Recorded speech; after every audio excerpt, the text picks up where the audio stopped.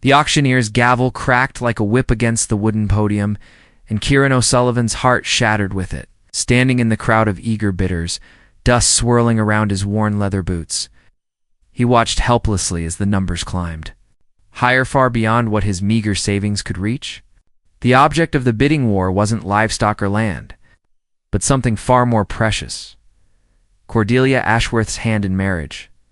Her father, Ezekiel Ashworth, had fallen into debt after a series of bad harvests, and in the cruel tradition of their 1880s Montana settlement, he was auctioning his daughter's future to the highest bidder.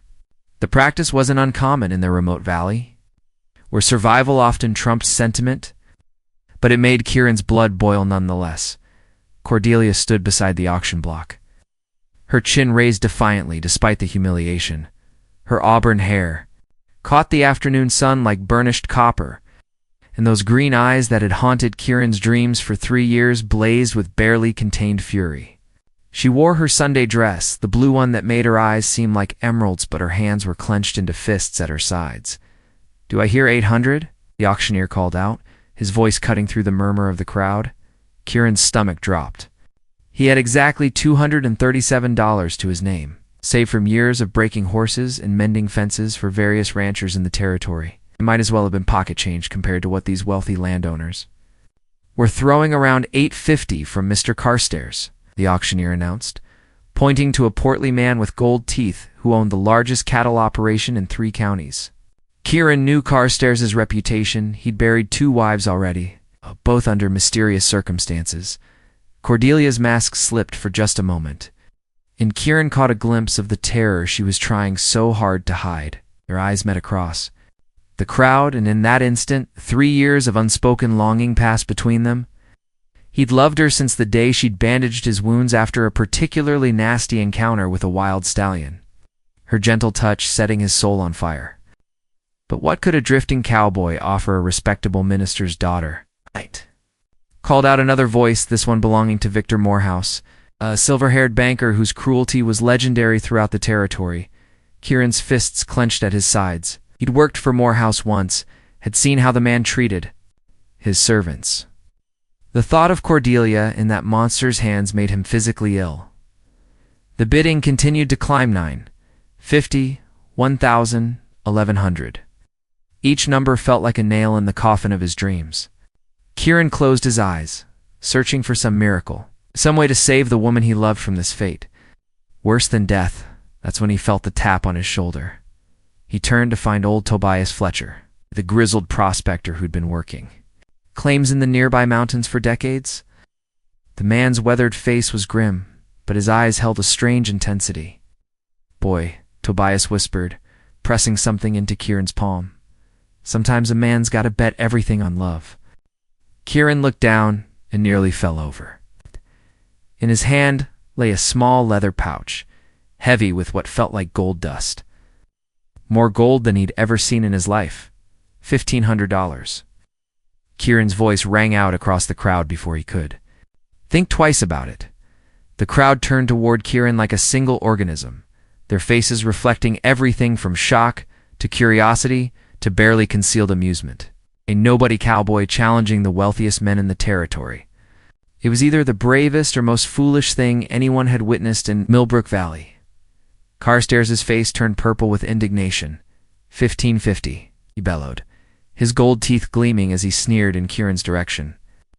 Kieran called back, his voice steadier than he felt. The pouch in his hand seemed to burn against his palm, and he caught Tobias Fletcher's knowing nod from the corner of his eye. Cordelia's eyes were wide with disbelief, her lips parted in surprise. For the first time since the auction began, something that looked suspiciously like hope flickered across her face. Victor Morehouse stepped forward, his silver walking stick tapping ominously against the ground. "Young man," he said, his voice carrying the authority of someone accustomed to being obeyed, "perhaps you should reconsider. $1,700. But Kieran was past the point of backing down. The memory of Cordelia's gentle hands tending his wounds, the way she'd smiled at him during church services when she thought no one was looking, the conversations they'd shared by the creek, when she'd sneak away from her father's watchful eye, all of it fueled his determination. 2,000, he announced, and the crowd gasped collectively. Ezekiel Ashworth's eyes had gone wide with greed at the astronomical sums being thrown around. This was more money than he'd see in 5 years of good harvests. He looked between the bidders like a man watching a prize fight, completely oblivious to his daughter's emotional turmoil. Carstairs and Morehouse exchanged glances, clearly conferring about whether this unknown cowboy could actually back up his bids. The auctioneer looked equally skeptical, his gavel hovering uncertainly over the podium. "I'll need to see proof of funds, son," the auctioneer called out. "That's a considerable sum for a what?" Kieran challenged, stepping forward through the crowd. "For a man who's worked honest days for honest pay.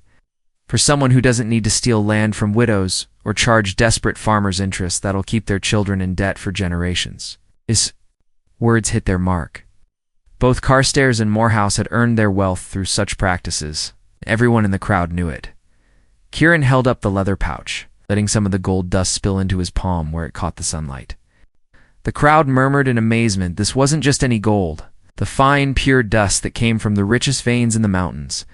$2,500, Morehouse said quietly, his voice like ice. The number hung in the air like a death sentence.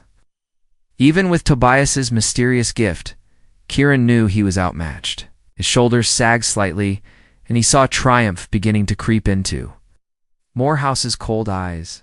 But then something unexpected happened. Cordelia stepped down from beside the auction block and walked directly to Kieran, her head held high despite the scandalized gasps from the crowd. In a voice that carried to every corner of the gathering, she announced, "I refuse to be sold to that man." "Cordelia," her father snapped. "You'll do as you're told, girl."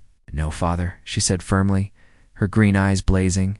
"I'm 21 years old, and by territorial law, I have the right to refuse any marriage proposal. And I refuse, Mr. Morehouse." The banker's face darkened dangerously. "Perhaps you don't understand the consequences of defying me, young lady." "Your father's debts will be paid," Kieran interrupted, stepping protectively beside Cordelia. "She chooses her own husband." Cordelia turned to face him, and in her eyes he saw everything he'd dreamed of: love, trust, and the promise of a future together. "Then I choose you, Kieran O'Sullivan," she said softly, but loud enough for everyone to hear. The declaration sent shockwaves through the assembled crowd. Some of the women pressed handkerchiefs to their lips in scandal, while a few of the younger men whooped in approval of what they saw as the ultimate romantic gesture. The powerful men who'd been bidding were not about to let this humiliation stand. Victor. Morehouse's silver walking stick cracked against the ground with the force of his anger. "This is preposterous. The girl is clearly hysterical. Ezekiel, control your daughter before I'm forced to call in your debts immediately." Ezekiel Ashworth's face had gone pale at the threat. The banker held mortgages on his land, his house, even his church position. One word from Morehouse could destroy everything he'd built. "Cordelia, please," her father pleaded, his voice breaking. "Reasonable. Think of your future, your security." "I am thinking of my future," she replied, her hand finding Kieran's. "And I won't spend it as that man's possession." Kieran felt the weight of the entire community's attention. But more importantly, he felt the trust Cordelia was placing in him. It both thrilled and terrified him.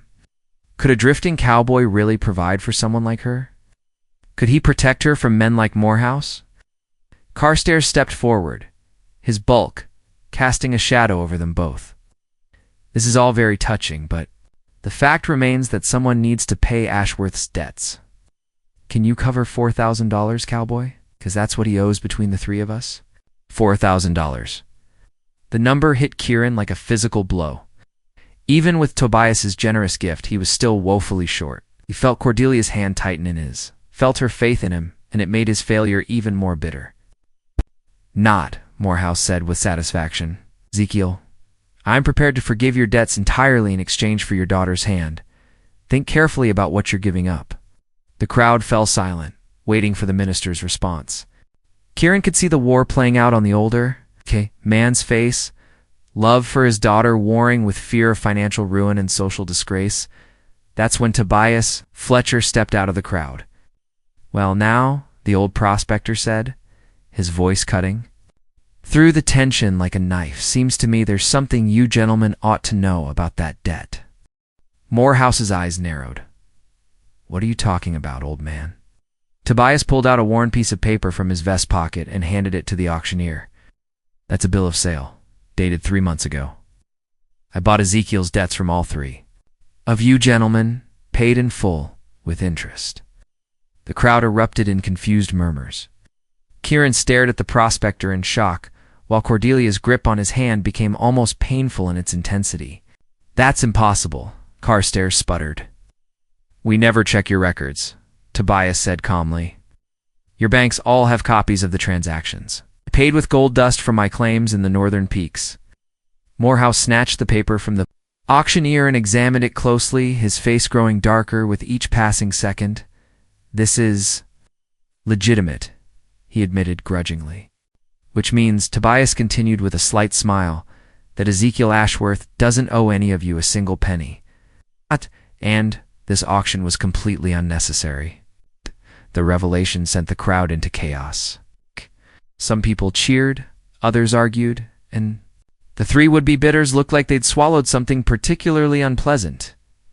Ezekiel. Ashworth sank onto a nearby barrel, overwhelmed. Tobias, ... Why how? The old prospector's eyes twinkled. Let's just say I've been watching that. Young couples steal glances at each other for long enough. Figured love deserved a fighting chance. Kieran felt like he was in a dream. You mean ... No debts, no obligations, no nothing but her own heart. Cordelia turned to face Kieran, fully tears streaming down her face. Then I choose you, she whispered. I choose you, Kieran O'Sullivan, not because I have to, but because I want to, because I love you. The words hit him like lightning, and before he could think, he was pulling her into his arms, spinning her around while the crowd cheered. When he set her down, her eyes were shining with joy and possibility. Are you sure? He asked, needing to hear it again. I don't have much to offer except... She silenced him with a kiss that made the rest of the world disappear. The kiss lasted only seconds, but it felt like forever and not nearly long enough all at once. When they broke apart, Cordelia's cheeks were flushed pink, and Kieran felt like he could conquer the world with his bare hands. The crowd's cheers gradually died down as the reality of the situation began. While the romantic gesture had won hearts, there were still practical matters to consider. Now hold on just a minute, Carstairs called out, his face still purple with rage. Even if the debts are paid, there's still the matter of suitability. What can a drifting cowboy provide for a minister's daughter? It was a fair question, and one that had been gnawing at Kieran's own heart. He looked at Cordelia, seeing not just love in her eyes, but complete trust, and it both humbled and strengthened him. That's exactly what I'd like to know, came another voice from the crowd. Sheriff Matthias Kane pushed through the gathered people, his star gleaming on his chest. Unlike the hostile tones of the bidders, his voice carried genuine curiosity rather than condemnation. Kieran straightened his shoulders. I own a small spread about 20 miles north of here, Sheriff. Nothing fancy, but the land's good for horses. I've been breaking and training them for 3 years now, building up a reputation. That's true enough, called out Marcus Webb, one of the local ranchers. Bought 2 mares from you last spring, O'Sullivan. Finest horses I ever owned. Got a gift with them. Other voices began to join in, and Kieran was surprised to realize he'd earned more respect in the community than he'd known. The picture that emerged was of a man who worked hard, dealt honestly, and could be counted on. Tobias Fletcher nodded approvingly. And now that those debts are cleared, seems to me, Ezekiel's got some decisions to make about his own future. All eyes turned to the minister, who had been unusually quiet since learning about his unexpected financial salvation. He looked at his daughter, then at Kieran, then back at his daughter again. Cordelia, he said slowly, are you certain about this? Marriage isn't just about love, it's about partnership, about building a life together through good times and bad. I know, Father, she replied, her voice steady. And I can't think of anyone I'd rather face those challenges with than Kieran. Ezekiel studied the young cowboy for a long moment. "You love my daughter more than my own life, sir?" Kieran replied. "Without hesitation, you'll provide for her, protect her, honor her?" "I swear it on my mother's grave." The minister's stern expression softened slightly. "And what about children? A family?" Kieran felt heat rise in his cheeks, but he answered honestly. "I hope we'll be blessed with children, sir. I'd love them and raise them right." Ow. Cordelia's hand squeezed his, and when he glanced at her, he saw her own cheeks were pink, but her eyes were bright with happiness. Victor Morehouse, who had been conferring quietly with Carstairs, stepped forward again. "This is all very touching," he said coldly, "but there's still the matter of my time and expectations. I came here in good faith. You came here to buy a woman like she was livestock," Sheriff Kane interrupted, his tone sharp. "And I suggest you remember that territorial law takes a dim view of men who try to force unwilling women into marriage." The banker's face darkened, but he knew better than to challenge the sheriff directly. Instead, he turned his cold gaze on Kieran. "This isn't over, cowboy. Mark my words. Are you threatening this man?" the sheriff asked, his hand moving casually to rest on his gun. Morehouse forced a thin smile. "Of course not, Sheriff. Observing that business in this territory can be unpredictable." The threat was clear enough, but before anyone could respond, Tobias Fletcher spoke up again. "Funny thing about threats, Victor," the old prospector said mildly. "They have a way of coming back to bite a man, especially when that man's business practices might not stand up to close scrutiny." The two men stared at each other for a long moment, and Kieran sensed undercurrents he didn't fully understand. But whatever passed between them, Morehouse was the first to look away. "Come along, Carstairs," he said finally. "We have business elsewhere." As the two men stalked away, taking several of their supporters with them, the tension in the air began to dissipate. The remaining crowd started to break up into smaller groups. Buzzing with excitement about the day's unexpected turn of events, Ezekiel Ashworth approached Kieran and Cordelia. His expression thoughtful. "Young man," he said, "if you're serious about marrying my daughter, we have arrangements to discuss." The minister's parlor felt cramped with so many people gathered inside.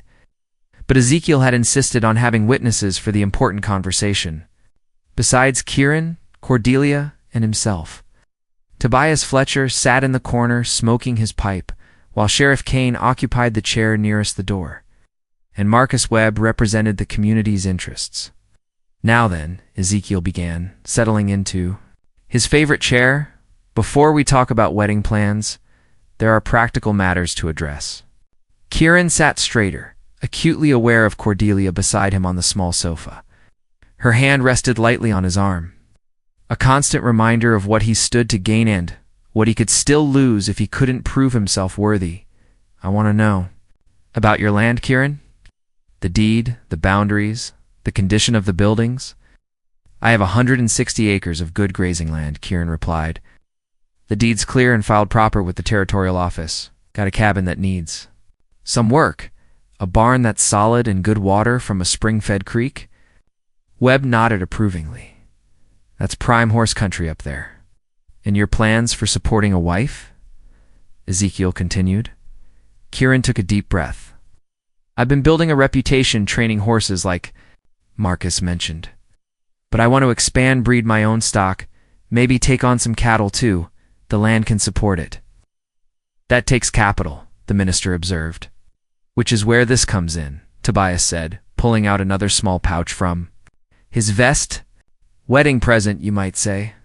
Kieran stared at the prospector in shock. "Oh, Tobias, I can't accept." "You can, and you will," the old man interrupted firmly. "I've been pulling gold out of those mountains for 30 years, and what good's it doing me? I'm too old to spend it, got no family to leave it to. Might as well see it put to good use." Cordelia leaned forward. "Mr. Fletcher, that's incredibly generous, but nothing, girl. You think I don't know what you two young fools have been pining for each other these past 3 years? Think I haven't seen the way you light up when someone mentions his name, or how he gets all tongue-tied whenever you're around?" Both Kieran and Cordelia blushed furiously, which only made Tobias chuckle. Sheriff Kane cleared his throat. There's another matter we should discuss. Victor Morehouse's threat today wasn't idle talk. That man has a long memory and a nasty streak. What kind of trouble are we looking at? Kieran asked, his arm instinctively tightening around Cordelia. Hard to say exactly, Kane replied, but he owns the territorial bank, has influence with the land office, and isn't above using dirty tactics when he doesn't get his way. Webb spoke up. I've heard stories about homesteaders who crossed him. Mysterious. Fires, cattle getting sick, supply shipments going missing. Kieran felt a chill run down his spine. So what do you suggest? You make sure your paperwork's in order, the sheriff said. Keep your affairs clean and above board, and watch your back. Tobias puffed thoughtfully on his pipe. Might be I could have a word with some folks I know. Victor's not the only one with influence in this territory. I don't want anyone else put at risk because of me, Kieran said firmly. Some, Tobias replied. Sometimes a man's got to let his friends help him. That's what community means. Ezekiel had been listening to this exchange with growing concern. Perhaps we should postpone the wedding until this situation with Morehouse is resolved, No, Cordelia said immediately, surprising everyone with her vehemence. I won't let that man's threats dictate my life. Kieran's willing to face the risks, then so am I. Kieran looked at her with admiration and not a little worry. Cordelia, you don't understand what you might be getting into. She turned to face him fully, her green eyes blazing with determination. I understand that I love you, and that love means facing whatever comes together. I won't be frightened away from my happiness by a bully. That's my girl, Ezekiel said proudly, and Kieran realized the minister's objections had been more about testing their resolve than actual reluctance. Webb slapped his knee. Well, I say if the young folks are determined, we should give them all the support we can. Count me in for whatever help you need, O'Sullivan. Same here, Sheriff Kane added. And I'll make sure to keep a close eye on Morehouse's activities. Kieran felt overwhelmed by the unexpected support. These people barely knew him, yet they were willing to stand with him against one of the most powerful men in the territory. Do you want to have the ceremony? Ezekiel asked. Kieran looked at Cordelia, seeing his own eagerness reflected in her eyes. As soon as possible, if that's all right with you, sir. 2 weeks, the minister decided. That'll give us time to make proper arrangements and for word to spread to anyone who wants to attend. Cordelia squeezed Kieran's arm. 2 weeks, she repeated softly, as if testing how the words sounded. 2 weeks, he agreed. And suddenly the future he'd never dared to dream of was becoming reality. The next 2 weeks passed in a whirlwind of activity that transformed not just Kieran and Cordelia's lives, but seemed to energize the entire community. Word of the dramatic auction and surprise engagement spread like wildfire across the territory, and people came from miles around to help with the preparations. Kieran threw himself into fixing up his property, an energy born of love and determination. Marcus Webb brought several of his ranch hands to help repair the cabin's roof and expand the main room. Women from the surrounding homesteads arrived with quilts, curtains, and household items to make the place suitable for a bride. Even Sheriff Kane showed up one afternoon with a wagon full of lumber and nails, a wedding present from the town council. He explained with a grin, but it was Tobias Fletcher who provided the biggest surprise. 3 days before the wedding, he arrived at Kieran's property lending a string of the most beautiful horses anyone had ever seen. Found these running wild up in the high country, he said casually, as if delivering a dozen prime breeding horses was an everyday occurrence. Figured you could use some good stock to start your business proper. Kieran walked among the animals. In amazement, these weren't just any horses, they were magnificent specimens with clean lines, strong bones, and intelligent eyes. The stallion alone was worth more than most men made in a year. Tobias, I can't. You can and you will, the old prospector said firmly. Consider it an investment in the future. Besides, he added with a wink, that young lady of yours is going to need a proper horse to ride. Meanwhile, Cordelia was facing her own set of preparations and challenges. Her father's small house became a center of activity as women from across the valley arrived to help with her wedding dress, plan the reception, and offer advice about married life. But not all the attention was welcome. 3 different times well-dressed strangers arrived in town asking questions about Kieran's property, his business, and his background. Sheriff Kane ran them off each time, but the message was clear. Victor Morehouse hadn't forgotten or forgiven. The night before the wedding, Kieran couldn't sleep. He sat on his newly repaired porch, looking out over the land that would soon be home to both him and Cordelia, and wondering if he was doing the right thing. Was he selfish to marry her when he knew there might be trouble ahead? Having second thoughts? He turned to find Tobias approaching through the darkness, carrying 2 steaming cups of coffee. "Just thinking," Kieran replied, accepting the cup gratefully. "About Morehouse, about whether I have the right to ask Cordelia to share.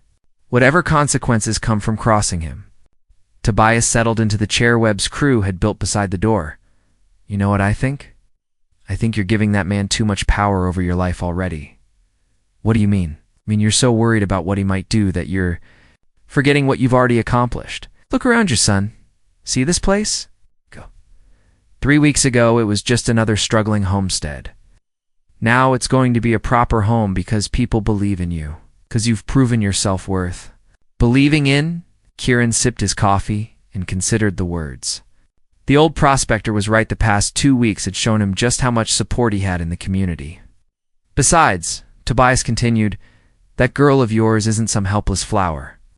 She stood up to Morehouse in front of half the territory. You think she's going to wilt at the first sign of trouble?" The next morning dawned clear and bright, perfect weather for a wedding. By noon, people had gathered from every corner of the valley and beyond. The little church was packed to overflowing, folks standing outside the windows to witness the ceremony. Kieran stood at the altar in his best, clothed a new suit that had mysteriously appeared in his cabin 3 days earlier, courtesy of another anonymous benefactor. His hands were sweating despite the cool morning air, and his heart hammered against his ribs. Then the doors opened, and Cordelia appeared. She wore her mother's wedding dress, carefully altered to fit her slender frame, and carried wildflowers picked that morning from the meadows near Kieran's property. But it wasn't the dress or the flowers that took his breath away. It was the radiant joy on her face as she walked toward him. Her father escorted her down the aisle, and when he placed her hand in Kieran's, the minister whispered, "Take care." "Of her son?" "I will, sir," Kieran replied, his voice hoarse with emotion. The ceremony itself passed in a blur. Kieran heard himself making vows, heard Cordelia's clear voice promising to love and honor him, felt the ring slide onto her finger. But what he remembered most clearly was the moment Ezekiel pronounced them husband and wife. And he was finally, incredibly allowed to kiss his bride. The crowd erupted in cheers. And as they walked back down the aisle together, Kieran caught sight of a familiar figure standing in the back of the church. Victor Morehouse watched them with cold, calculating eyes, his expression promising that this story was far from over. But for now, surrounded by friends and community, with Cordelia's hand warm in his, and their whole future stretching ahead of them, Kieran found he wasn't afraid anymore. The wedding reception took place in the field behind the church, with long tables groaning under the weight of food contributed by every family in the valley. Fiddle music filled the air as couples danced on a platform the men had built that morning, and children ran between the tables in their Sunday best. Kieran and Cordelia sat at the head table, barely touching their food as neighbors came by too, offer congratulations and good wishes. The whole scene felt surreal to Kieran just a month ago. He'd been a solitary cowboy with little hope of ever winning the woman he loved. Now she sat beside him as his wife, her hand warm in his, smiling at every well-wisher. "Happy?" he murmured in her ear during a brief lull in the parade of congratulations. "Completely," she replied, her eyes sparkling, "though I'll admit I'm looking forward to when it's just the two of us." The comment sent heat rushing through him, and he was about to respond when Sheriff Kane appeared at their table, his expression serious despite the festive atmosphere. "Sorry to interrupt," he said quietly, "but we need to talk privately." Kieran's stomach clenched. "What's wrong?" "Not here," Kane replied with a meaningful glance around the crowded reception. "Can you step away for a few minutes?" Cordelia squeezed Kieran's hand. "Go," she said softly. "I'll make excuses if anyone asks." The three of them slipped away from the celebration, walking toward the edge of the field where they could speak without being overheard. Kane's news was as bad as Kieran had feared. "I got word this morning from a friend in the territorial capital," the sheriff began. "Morehouse has been asking questions about your land claim. Specifically, he's trying to find flaws in your paperwork." "The claim's legitimate," Kieran said firmly. "I filed all the proper documents, met all the requirements." "Sure you did. But Morehouse has connections in the land office, and there are ways to make problems appear where none existed before." Kieran felt the familiar chill of dread. What kind of problems? Boundary disputes, missed filing deadlines, questions about whether you met the residency requirements, the kind of technical violations that can void a claim if the right people are motivated to find them. "So what do we do?" Kane's expression was grim. "You need to get to the territorial capital as soon as possible and make sure your paperwork is secure. File additional documentation if necessary. Get everything stamped and witnessed by officials Morehouse doesn't own." Kieran's heart sank. The territorial capital was a 3-day ride each way, and that was if the weather held. When yesterday would have been good, tomorrow at the latest. The thought of leaving Cordelia so soon after their wedding was like a physical pain, but Kieran knew the sheriff was right. If he lost the land, he'd lose everything: his business, his home, the ability to provide for his new wife. "I'll go with you," came a familiar voice from behind them. They turned to find Tobias Fletcher approaching, leading to saddled horses. "Tobias, you don't need to," Kieran began. "Boy, when are you going to learn that sometimes you've got to let people help you?" the old prospector interrupted. "Besides, I know people in the capital, people who owe me favors." Kane nodded approvingly. "That's good. The more legitimate witnesses you have, the better." Kieran looked back toward the reception, where he could see Cordelia laughing at something one of the neighbor women had said. The thought of telling her he had to leave filled him with dread. "She understand," Tobias said, following his gaze. "That girl's got backbone. She knew what she was signing up for when she married you." 20 minutes later, Kieran stood beside his horse, holding both of Cordelia's hands while trying to memorize every detail of her face. "I'm sorry," he said for the 10th time. "This isn't how I wanted our wedding day to end," she replied, reaching up to touch his cheek. "Do what you need to do to protect our future. I'll be here when you get back. Promise me you'll stay close to your father. Don't go anywhere alone until this is settled." "I promise, and you promise me you'll be careful. Victor Morehouse is dangerous when he's cornered." Kieran kissed her then, pouring all his love and regret into the gesture. When they finally broke apart, both had tears in their eyes. The ride to the territorial capital was hard and fast, with frequent stops only to rest the horses. Tobias proved to be better company than Kieran had expected, sharing stories of his prospecting days and offering shrewd observations about the political situation they were riding into. "The thing about men like Morehouse," he said as they made camp on the second night, "is they're used to getting their way through intimidation and bought influence. They don't handle it well when someone fights back with legitimate channels. You think we can beat 'em?" Tobias stirred the fire with a stick, sending sparks spiraling into the night sky. "I think we're about to find out. But I'll tell you one thing, that young wife of yours married a fighter, not a quitter. Don't disappoint her." They reached the capital on the 3rd day, dust-covered and exhausted. But Tobias's connections proved invaluable. Within hours they were sitting in the land office with the territorial commissioner himself, a stern-faced man named Brennan, who listened carefully to their concerns. "I've heard rumors about irregularities in some of the recent challenges to homestead claims," he admitted. "If what you're suggesting is true, it represents a serious abuse of the system." By the end of the day, Kieran's claim had been thoroughly reviewed, refiled with additional documentation, and sealed with the territorial commissioner's personal stamp. More importantly, Brennan had launched an investigation into several suspicious land disputes that bore Morehouse's fingerprints. "This should protect you from any fraudulent challenges," Brennan assured them. "And if Mr. Morehouse attempts any further harassment, he'll find himself facing federal charges." Tobias smiled grimly. Amazing how quickly bullies back down when they realize they're outgunned. The ride home felt like flying. Kieran's heart grew lighter with every mile that brought him closer to Cordelia and their future together. They finally crested the hill overlooking his property on the 6th day. He could hardly believe what he saw. The small cabin had been transformed. A new addition doubled its size, complete with glass windows that sparkled in the afternoon sun.